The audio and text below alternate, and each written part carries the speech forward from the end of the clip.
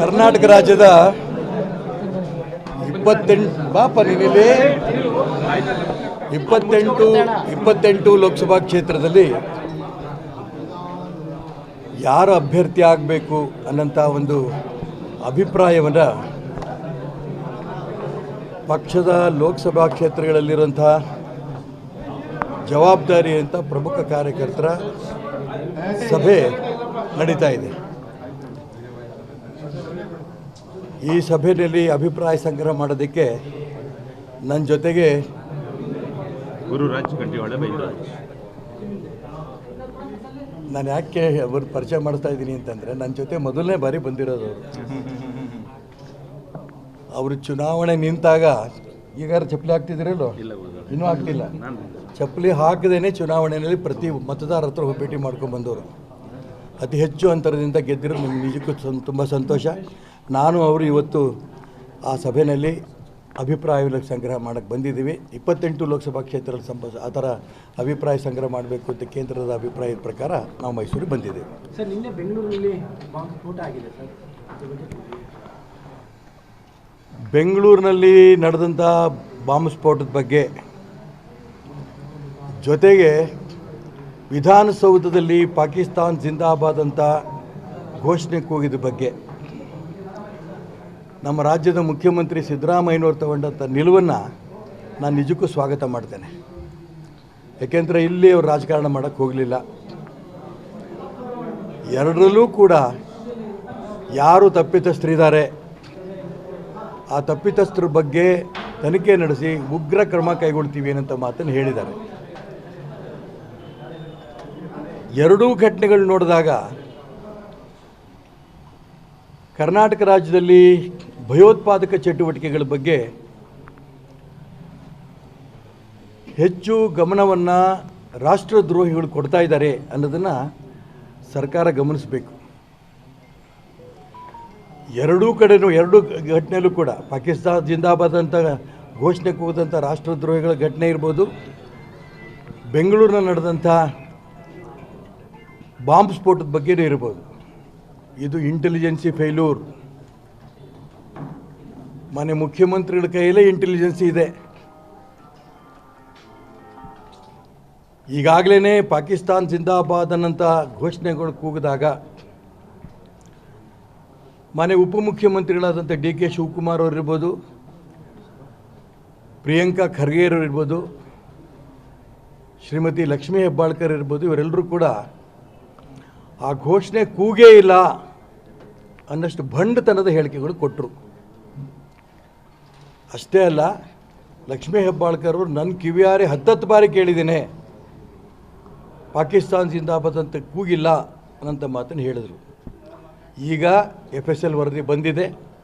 ಆ ಮತ್ತು ಅವಾಗ ಹೇಳಿದ್ರು ಇನ್ನೊಂದು, ಆ ವಿಡಿಯೋನ ತಿರ್ಚಿಬಿಟ್ಟಿದ್ದಾರೆ ಅಂತ. ಯಾವುದು ತಿರ್ಚಿಲ್ಲ ಅನ್ನೋದು ಕೂಡ FSL ರಿಪೋರ್ಟಲ್ಲಿ ಬಂದು ಪಾಕಿಸ್ತಾನ್ ಜಿಂದಾಬಾದ್ ಅಂತ ಕೂಗಿರೋದು ಹೌದು ಅನ್ನೋಂಥ ಅಭಿಪ್ರಾಯ ಬಂದಿರೋಂಥ ಈ ಸಂದರ್ಭದಲ್ಲಿ ಇನ್ನೂ ಯಾಕೆ ಮುಚ್ಚುಮರೆ ನೋಡ್ತಾ ಇದ್ದೀರಿ?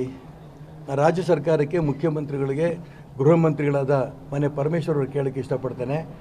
ಇದು ಕರ್ನಾಟಕ ರಾಜ್ಯದ ಜನ, ನೀವು ಮುಸಲ್ಮಾನರ ಪರ ನೀವು ಎಷ್ಟೇ ಇದ್ದರೂ ನಮ್ಮದೇನು ಅಭ್ಯಂತರ ಇಲ್ಲ. ಆದರೆ ನೇರ ರಾಷ್ಟ್ರದ್ರೋಹಿ ಮಾಡೋಂಥ ಘೋಷಣೆಗಳು ಕೂಗಿದಂಥ ವ್ಯಕ್ತಿಗಳ ಪರವಾಗಿ ನಿಲ್ಲೋದು ಸೂಕ್ತ ಅಲ್ಲ. ತಕ್ಷಣ FSL ರಿಪೋರ್ಟನ್ನು ಬಹಿರಂಗ ಮಾಡಿ, ಯಾರು ಈಗಾಗಲೇ ಪಾಕಿಸ್ತಾನ್ ಜಿಂದಾಬಾದ್ ಅಂತ ಕೂಗಿರೋಂಥ ವ್ಯಕ್ತಿಗಳನ್ನು ಅರೆಸ್ಟ್ ಮಾಡಿ ಅವ್ರ ಬಗ್ಗೆ ನೀವು ಆಗಲೇ ಹೇಳಿದಿರಿ ನಾವು ಕಠಿಣ ಕ್ರಮ ತಗೋತೀವಿ ಅಂತ. ಕಠಿಣ ಕ್ರಮವನ್ನು ತಕ್ಷಣ ತಗೋಬೇಕು. ಈ ರೀತಿ ಬಾಂಬ್ ಸ್ಫೋಟ ಮಾಡಿರೋಂಥ ವ್ಯಕ್ತಿಗಳನ್ನು ತುರ್ತಾಗಿ ಬಂಧನ ಮಾಡಿ ಅವ್ರ ಬಗ್ಗೆಯೂ ಕೂಡ ಕ್ರಮ ತಗೋಬೇಕು. ಇಡೀ ಕರ್ನಾಟಕ ರಾಜ್ಯದಲ್ಲಿ ಜನ ನಿಮ್ಮನ್ನು ಕಾಯ್ತಾ ಇದ್ದಾರೆ. ಲೋಕಸಭೆ ಚುನಾವಣೆ ಬಂದಂಥ ಸಂದರ್ಭದಲ್ಲಿ ಆ ಭಯೋತ್ಪಾದಕ ಚಟುವಟಿಕೆಗಳು ನಿಲ್ಲಬೇಕಾದ್ರೆ ಆ ರಾಷ್ಟ್ರದ್ರೋಹಿಗಳಿಗೆ ಈ ಸರ್ಕಾರ ಬಿಗಿ ಕ್ರಮ ತಗೊಳ್ತಾ ಇದೆ ಅನ್ನೋಂಥ ಭಯ ಹುಟ್ಟಿಸ್ಬೇಕು. ಇಲ್ಲ ಅಂತಂದರೆ ಆ ರಾಷ್ಟ್ರದ್ರೋಹಿಗಳಿಗೂ ಕೂಡ, ಭಯೋತ್ಪಾದಕ ಚಟುವಟಿಕೆ ಮಾಡ್ತಿರೋಂಥ ವ್ಯಕ್ತಿಗಳಿಗೂ ಕೂಡ ಈ ಸರ್ಕಾರ ತನ್ನ ತಲೆ ಬಾಗಿಸಿದೆ ಓಟಿಗೋಸ್ಕರ ಅನ್ನೋಂಥ ಭಾವನೆ ರಾಜ್ಯದ ತುಂಬ, ದೇಶದ ತುಂಬ ಬರುತ್ತೆ. ನಾನು ಮುಖ್ಯಮಂತ್ರಿಗಳಿಗೆ, ಗೃಹ ಮಂತ್ರಿಗಳಿಗೆ ಈ ಸಂದರ್ಭದಲ್ಲಿ ಹೇಳೋಕ್ಕೆ ಇಷ್ಟಪಡ್ತೇನೆ, ಮುಂಚೆನೇ ನಿಮ್ಮ ಉಪಮುಖ್ಯಮಂತ್ರಿ DK ಶಿವಕುಮಾರ್ ಅವರ ಬಾಯಿನಿಗೆ ಬೀಗ ಹಾಕಿ ಹುಚ್ಚುಚ್ಚಾಗಿ ಹೇಳಿಕೆಗಳು ಕೊಡೋದು ಸೂಕ್ತ ಅಲ್ಲ. ನೀನು ಕೊಟ್ಟಂಥ ಹೇಳಿಕೆನೇ ಇಡೀ ರಾಜ್ಯ ಜನ ನಂಬಕ್ಕೆ ಸಾಧ್ಯ ಇಲ್ಲ. ಅದಕ್ಕೋಸ್ಕರ ಅವ್ರೇನು ಹೇಳಿಕೆಗಳು ಕೊಟ್ಟಿದ್ದಾರೆ ಅದು ರಾಷ್ಟ್ರದ್ರೋಹಿ ಹೇಳಿಕೆಗೆ ಬೆಂಬಲ ಕೊಟ್ಟಂಗೆ. ಅದಕ್ಕೆ ಅವ್ರು ಕ್ಷಮೆ ಕೇಳಬೇಕು ಮುಂಚೆ ತಕ್ಷಣ ರಾಜ್ಯದ ಜನರದ್ದು. ಮತ್ತು ಯಾರು ಈ ದೇಶದ್ರೋಹಿ ಚಟುವಟಿಕೆಗಳು ಮಾಡಿದರೆ ಅವ್ರ ಬಗ್ಗೆ ತಕ್ಷಣ ಮುಖ್ಯಮಂತ್ರಿಗಳು ಗಮನ ಹರಿಸಬೇಕು ಮತ್ತು ಇಂಟೆಲಿಜೆನ್ಸಿ ಫೈಲು ಅಂತ ಮುಖ್ಯಮಂತ್ರಿಗಳು ಒಪ್ಕೋಬೇಕು. ಇದು ನನ್ನ ಒತ್ತಾಯ. ಬಟ್ ಅವರು ರಿಪೋರ್ಟೇ ಬಂದಿಲ್ಲ ಅಂತಾರೆ ಸರ್. ನಾನು ಅದಕ್ಕೋಸ್ಕರ ಹೇಳ್ತಿರೋದು, ಒಂದು ಕಡೆ ರಿಪೋರ್ಟ್ ಬಂದಿಲ್ಲ ಅಂತಾರೆ, ಮತ್ತೊಂದು ಕಡೆ ಅವ್ರದೇ ಪಕ್ಷದವರು ಮಂತ್ರಿಗಳು ಹೇಳ್ತಾ ಇದ್ದಾರೆ ಇಂತಿಂಥ ಜಾತಿಗಳಿಗೆ ಇಂತಿಂಥದ್ದು, ಇಂತಿಂಥ ವ್ಯಕ್ತಿಗಳು ಈ ರೀತಿ ಮಾಡಿದ್ದಾರೆ. ನಾವು ಕೇಳೇ ಇಲ್ಲ. ಹಾಗಾದರೆ FSL ರಿಪೋರ್ಟಿಗೆ ಕಳಿಸಿ ತನಿಖೆ ಆಗ್ತಾ ಇರೋಂಥ ಸಂದರ್ಭದಲ್ಲಿ ಇಲ್ಲಿ ಆ ರೀತಿ ಪಾಕಿಸ್ತಾನ ಜಿಂದಾಬಾದ್ ಅಂತ ಕೂಗೇ ಇಲ್ಲ ಅಂತ ಹೇಳಿದ್ರೆ FSL ರಿಪೋರ್ಟ್ ಹಾಕಬೇಕು, ತನಿಖೆ ಹಾಕಬೇಕು, ಅವರ ಜಡ್ಮೆಂಟ್ ಕೊಟ್ಟಾಗುತ್ತಲ್ಲ. ನಾನು ಅದಕ್ಕೋಸ್ಕರ ಹೇಳ್ತಾ ಇರೋದು, FSL ರಿಪೋರ್ಟು ಬಂದಿದೆ ಅಂತ ಕೆಲವ್ರ ಅಭಿಪ್ರಾಯ ಇದೆ, ಬಂದಿಲ್ಲ ಅಂತ ಅಭಿಪ್ರಾಯ ಇದೆ. ಈ ವಿಚಾರದಲ್ಲಿ ನಾನು ಹೇಳ್ತೀನಲ್ಲ, ನಾನು ಯಾತಕ್ಕೆ ಮುಖ್ಯಮಂತ್ರಿಗಳು ನನ್ನ ಜೀವನದಲ್ಲಿ ಸ್ವಾಭಾವಿಕವಾಗಿ ಅವರಿಗೆ ಅವರ ಹೇಳಿಕೆಗಳಿಗೆ ಸ್ವಾಗತ ಕೊಡೋದು ಅಪರೂಪ. ಯಾಕಂದ್ರೆ ಎಲ್ಲ ಸುಳ್ಳು ಹೇಳೋದವರು, ನನಗೂ ಆಶ್ಚರ್ಯನೇ, ಎಲ್ಲ ಸುಳ್ಳು ಹೇಳೋದವರು. ಇದೊಂದು ಸತ್ಯ ಹೇಳ್ಬಿಟ್ಟಿದ್ದಾರೆ. ರಾಷ್ಟ್ರದ್ರೋಹಿಗಳ ಕೃತ್ಯದ ಬಗ್ಗೆ ಅವರು ನಿಜಕ್ಕೂ ಕೂಡ ನಾವು ಕಠಿಣ ಕ್ರಮ ತಗೋತೇವೆ ಅಂತ ಮೊದಲನೇ ಬಾರಿ ಹೇಳಿರೋದ್ರಿಂದ ನಾನು ಅವ್ರಿಗೆ ಸ್ಪಷ್ಟವಾಗಿ ಹೇಳೋಕ್ಕೆ ಇಷ್ಟಪಡ್ತೇನೆ. ಇದು FSL ರಿಪೋರ್ಟ್ ಬಂದಿದೆಯಾ, ಬಂದಿದ್ದರೆ ಅದು ರಿಪೋರ್ಟ್ ಏನಿದೆ, ರಾಜ್ಯ ಜನ ಕುತೂಹಲದಿಂದ ಕಾಯ್ತಾ ಇದ್ದಾರೆ. ರಾಷ್ಟ್ರದ್ರೋಹಿ ಚಟುವಟಿಕೆಗಳು ಕರ್ನಾಟಕದಲ್ಲಿ ಆಗೋಕ್ಕೆ ಅವಕಾಶ ಕೊಡಬಾರ್ದು. ಬಟ್ 5 ದಿನ ಬೇಕಾ FSL ರಿಪೋರ್ಟ್? ನಾನು ಹೇಳ್ತೀನಲ್ಲ ಸರ್, ಈ ಮುಚ್ಚಂಥ ಪ್ರಯತ್ನವನ್ನು ರಾಜ್ಯ ಸರ್ಕಾರ ಮಾಡುತ್ತಾ ಅಂತ ಅನುಮಾನ ಇವತ್ತು ಎಲ್ರಿಗೂ ಬರ್ತಾ ಇದೆ. ರಾಷ್ಟ್ರದ್ರೋಹಿಗಳಿಗೆ ಬೆಂಬಲ ಕೊಡೋಂಥ ಪ್ರಯತ್ನವನ್ನು ಕಾಂಗ್ರೆಸ್ ಸರ್ಕಾರ ಮಾಡಿದ್ರೆ, ಕಳೆದ ಬಾರಿ ಹಂಗೂ ಈಗ ಒಂದು ಲೋಕಸಭೆ ಸೀಟ್ ಗೆದ್ದಿದ್ರು, ಈ ಬಾರಿ ಒಂದೂ ಗೆಲ್ಲಲ್ಲ. ಇದು ತುಂಬ ಸ್ಪಷ್ಟವಾಗಿ ಹೇಳ್ತೇನೆ. ಇದು ನಿಜಕ್ಕೂ ಕೂಡ ರಾಜ್ಯ ಸರ್ಕಾರಕ್ಕೆ ಗೌರವ ತರೋದಲ್ಲ. ಮಾನ್ಯ ಮುಖ್ಯಮಂತ್ರಿಗಳು ಮತ್ತು ಗೃಹ ಮಂತ್ರಿಗಳು ಪರಮೇಶ್ವರ್ ಅವ್ರ ಬಗ್ಗೆ ಮಾತ್ರ ನಾನು ಒತ್ತಾಯ ಮಾಡ್ತೀನಿ. DK ಶಿವಕುಮಾರ್ ಬಗ್ಗೆ ನಮ್ಮ ನಂಬಿಕೆ ಹೊರಟೋಯ್ತು. ಅವ್ರು ರಾಷ್ಟ್ರದ್ರೋಹಿಗಳ ಪರನೇ, ಅವರು ಭಯೋತ್ಪಾದಕರ ಪರನೇ ಅವರು. ಆದರೆ ಮುಖ್ಯಮಂತ್ರಿಗಳು ಗೃಹ ಮಂತ್ರಿಗಳು ಇಬ್ಬರು ಸ್ಪಷ್ಟವಾಗಿ ಹೇಳಿದ್ದಾರೆ, ನಾವು ಯಾರಿದ್ದಾರೋ ತನಿಖೆ ಮಾಡ್ತೀವಿ, ಅವ್ರ ಬಗ್ಗೆ ಕಠಿಣ ಕ್ರಮ ತಗೋತೀವಿ ಅಂತ ಹೇಳಿದ್ದಾರೆ. ಕಠಿಣ ಕ್ರಮ ತಗೋಬೇಕಾದ್ರೆ FSL ರಿಪೋರ್ಟ್ ಬಂದಿದೆಯಾ, ಬಂದಿದೆ ಅಂತ ಎಲ್ಲರೂ ಹೇಳ್ತಿರ್ಬೇಕಾದ್ರೆ ತಕ್ಷಣ ಅದನ್ನು ಬಿಡುಗಡೆ ಮಾಡಿ ಸೂಕ್ತ ಯಾರು ಸಂಬಂಧಪಟ್ಟ ವ್ಯಕ್ತಿಗಳಿದ್ರೆ ಅವ್ರ ಬಗ್ಗೆ ಕ್ರಮ ತಗೊಳ್ಳಿ. ನಿನ್ನೆ ನಡೆದ ಬ್ಲಾಸ್ಟು ಭಯೋತ್ಪಾದಕ ಕೃತ್ಯ ಅಂತ ಅನ್ಸುತ್ತೆ ಸರ್. ನಾನು ಸರ್ಕಾರದಲ್ಲಿಲ್ಲ, ಮುಖ್ಯಮಂತ್ರಿಗಳೇ ಇದನ್ನು ತುಂಬ ಸ್ಪಷ್ಟವಾಗಿ ಯಾರೇ ಇದನ್ನು ಕೃತ್ಯ ಮಾಡಿದ್ರು ಕೂಡ ಅವ್ರ ಬಗ್ಗೆ ಕ್ರಮ ತಗೋತೀನಿ ಅಂತ ಹೇಳಿರ್ಬೇಕಾದ್ರೆ, ಭಯೋತ್ಪಾದಕರದ್ದೇನು ಮಕ್ಕಳು ಪಟಾಕಿ ಹೊಡೆದಿದ್ದಾರ? ಹೋಟೆಲ್ ತಿಂಡಿ ತಿನ್ನಕ್ಕೆ ಹೋಗಿದಂಥ ಮಕ್ಕಳು ಬಲೂನ್ ಹೊಡೆದಿದ್ದಾರ? ಬಾಂಬು 10 ಸೆಕೆಂಡಲ್ಲಿ 2 ಬಾರಿಗೆ ಸ್ಫೋಟ ಆಗಿದ್ದಾರೆ ಅಂದ್ರೆ ಅರ್ಥ ಇದು ಭಯೋತ್ಪಾದಕ ಚಟುವಟಿಕೆಯಲ್ಲಿ ಅಲ್ಲದೆ ರಾಷ್ಟ್ರದ್ರೋಹಿ ಚಟುವಟಿಕೆ ಅಲ್ಲದೆ ಇನ್ನೇನಿದು? ಅದಕ್ಕೋಸ್ಕರ ನಾನು ಹೇಳ್ತಾ ಇರೋದು, ತಕ್ಷಣ ಮುಖ್ಯಮಂತ್ರಿಗಳು, ನಾನು ಯಾಕೆ ಮತ್ತೆ ಮುಖ್ಯಮಂತ್ರಿಗಳಿಗೆ ಒತ್ತಾಯ ಮಾಡ್ತಿದ್ದೀನಿ ಅಂದರೆ, ಇಂಟೆಲಿಜೆನ್ಸಿ ಅವ್ರ ಕೈಲೇ ಇರೋದ್ರಿಂದ ಅವ್ರಿಗೆ ಅತಿ ಹೆಚ್ಚು ಸುದ್ದಿ ಇರುತ್ತೆ.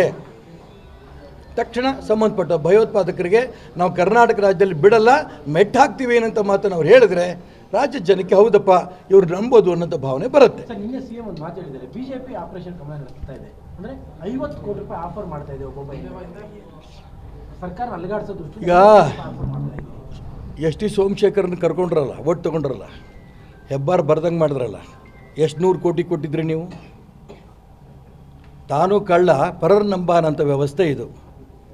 ಅದಕ್ಕೋಸ್ಕರ ನಾನು ಹೇಳ್ತಿರೋದು, ಮುಖ್ಯಮಂತ್ರಿಗಳಾಗಿ ಅವರ ಸ್ಥಾನಕ್ಕೆ ತಕ್ಕಂತೆ ಅವ್ರು ಮಾತಾಡೋದು ಸೂಕ್ತ ಅಂತ ನಾನು ಹೇಳೋಕ್ಕೆ ಇಷ್ಟಪಡ್ತೇನೆ. ಇದ್ದರೆ 50 ಕೋಟಿ ಕೊಟ್ಟಿದ್ದಾರೆ, ಇಸ್ಕೊಂಡನಾರು ಹೇಳಬೇಕಲ್ಲ, ಆಫರ್ ಮಾಡೋಕ್ಕೆ ಬಂದಿದ್ದಾರೋ ಹೇಳಿಲ್ಲ, ಅವ್ರು ಹೇಳಿಲ್ಲ, ಇವರು ಹೊಡ್ಕೊತಿದ್ದಾರೆ 50 ಕೋಟಿ 100 ಕೋಟಿ. ಯಾಕೆ ಹಿಮಾಚಲ ಪ್ರದೇಶದಲ್ಲಿ ಏನಾಯಿತು? ಏನು ಇಲ್ಲಿಂದ ಹೋದ್ರಲ್ಲ ಟ್ರಬಲ್ ಶೂಟರ್, ನಾನು ಸರಿ ಮಾಡ್ಕೊಬಂದುಬಿಟ್ಟಿದ್ದೀನಿ, ಅಲ್ಲಿಂದನೇ ಪ್ರೆಸ್ ಸ್ಟೇಟ್ಮೆಂಟು. ಇವತ್ತು ಬೆಳಗ್ಗೆ ಅಲ್ಲಿ ಹಿಮಾಚಲ ಪ್ರದೇಶದ ಅಧ್ಯಕ್ಷಣೆ ಪ್ರತಿಮಾ ಸಿಂಗ್ ಅವ್ರು ಹೇಳಿಕೆ ಕೊಟ್ಟಿದ್ದಾರೆ, ನರೇಂದ್ರ ಮೋದಿ ಒಳ್ಳೆ ಕೆಲಸ ಮಾಡ್ತಿದ್ದಾರೆ, ಭಾರತೀಯ ಜನತಾ ಪಾರ್ಟಿ ಒಳ್ಳೆ ಕೆಲಸ ಮಾಡ್ತಾಯಿದೆ ಅಂತ ಹೇಳಿ ಅಲ್ಲಿ ಹಿಮಾಚಲ ಪ್ರದೇಶದಲ್ಲಿರುವಂಥ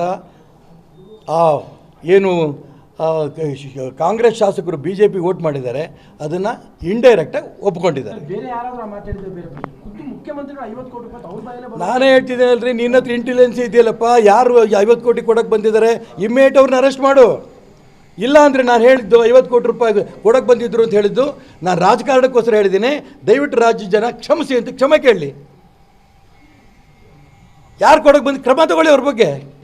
ನಿನ್ನ ಕೈ ಶಕ್ತಿ ಇಲ್ವಾ ಮುಖ್ಯಮಂತ್ರಿ ಸ್ಥಾನಕ್ಕೆ ರಾಜೀನಾಮೆ ಮಾಡಿ ಕೊಡೋಗಾರೆ? ಸುಳ್ಳು ಹೇಳಿದ್ದೀನಿ ನಾನು ಅಂತ. ಇದು ಕರ್ನಾಟಕ ರಾಜ್ಯದಲ್ಲಿ ನಡೆಯಲ್ಲ ಬಿಡಿ.